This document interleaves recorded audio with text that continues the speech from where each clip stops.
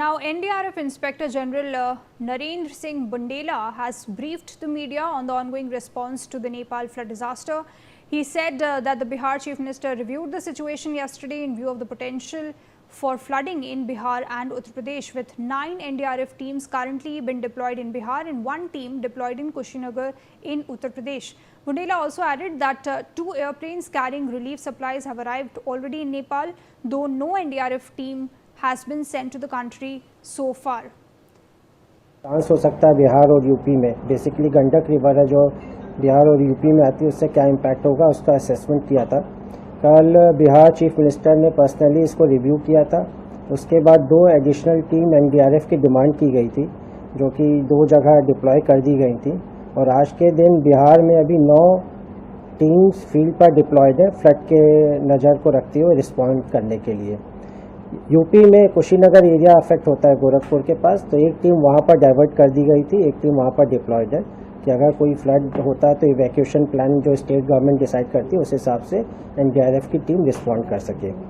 आज तक जो अभी तक खबर है कि जो सीडब्ल्यूसी का भी इनपुट था कि उसका इम्पैक्ट जो वाल्मीकि नगर में बैरेज है गंडक रिवर पे, उसका जो पानी का डिस्चार्ज का फ्लो उसको मॉनिटर कर रहे हैं, सीडब्ल्यूसी मॉनिटर कर रही है और अपडेट कर रही है।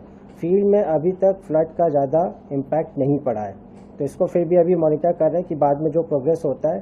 स्टेट गवर्नमेंट ने अपने रिसोर्सेज एनडीआरएफ की जो रिक्वायर्ड तैनाती है वो कर दी है दोनों राज्यों में, और अभी तक हम इससे Right. In fact, we are also being joined by Sanjay Kumar, former DG NDRF. Thank you so much, sir, for speaking with NewsX. My first question to you would obviously be that, of course, now there are speculations and potential risk of Gandak River being swelling up. How do you look at the preparedness currently by NDRF which is at place? Yes, there's a flood-prone area as well, and now that the Suli River, as it enters into Bihar, is called Gandak, and all the gates, I believe, have been opened at the Valmiki Nagar barrage. The flood threat is always there, and moreover, secondary hazards are also looming large over the Nepal as well, because the debris is still lodged upstream on the Nepal-China border. Therefore, watch is always being maintained around the clock. Moreover, the NDRF teams now since have been deployed over there. They are well equipped with tackling the situation. I think so people are being moved to safer places. They are being cautioned against all this, and their livestock is also being taken care of by these people. They are educating the people, they are training the people, and assisting them in improvising the situations as it may occur later on. They have a vast experience in the flood situation in Bihar, particularly when in 2008 they handled so well that the NDRF got eminence in that. It was on the Nepal border, but in a different region at Nepal border is where it was Kosi in 2008. Now it's Gandak in Bihar. Similar the situation in UP, they are also at vigil.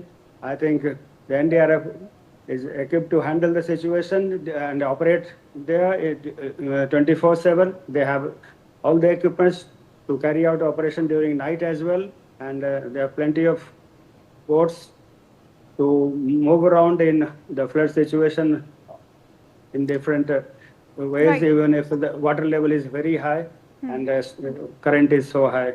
Of course, sir, in case of any contingency, of course, action will be taken and proper deployment has already been done, is what the authorities are saying. But how do you assess the infrastructure around Bihar and Uttar Pradesh?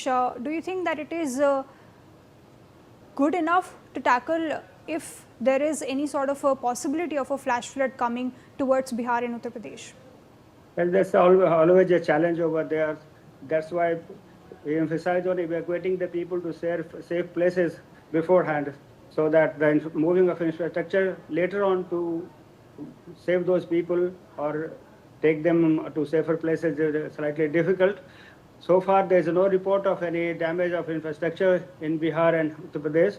I think the deployment would be complete. This pre-positioning helps a lot because later on when the infrastructure is damaged, it's very difficult to move around and mobilize the resources as well. Therefore, Right. yes. In fact, I would also like to ask you, because what authorities are saying is that as of now, NDRF personnel will not be deployed overseas, of course, in Nepal in order to carry out these search and rescue operations. But do tell us about the preparedness of NDRF for these overseas missions.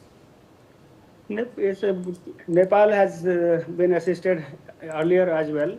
We had teams going over there. We have a history over there, but then it's always on the a request or in consultation with the country asking for such assistance, because it's international relations are involved. We have teams that work in on bilateral basis, but then humanitarian aids are always there. They are sent to such affected countries, and whenever Nepal asks or seeks help, India is always ready. NDRF teams are always ready to go anywhere at very short notice.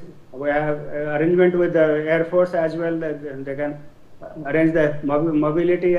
Therefore, there's nothing that comes in the way of going over there. It's basically between the two countries, their authorities to decide, and NDRF has all the equipments ready to move on, and including the canine team, the equipments, and it's an international norm that they follow. Therefore, there's no the confusion over they are acting among the teams. They are as per the United Nations INSRAG instructions, INSRAG training modules, and INSRAG symbols. Therefore, the coordination is easy as per their strength and equipment's availability. The area is allocated, and they coordinate where the NDRF will operate, where the Nepal police or where the other international forces will operate. The protocols well laid down, and teams are always ready. It's to be decided by the appropriate authority. That's Right, sir. Thank you so much for speaking with NewsX and giving your insights on this. Thank you.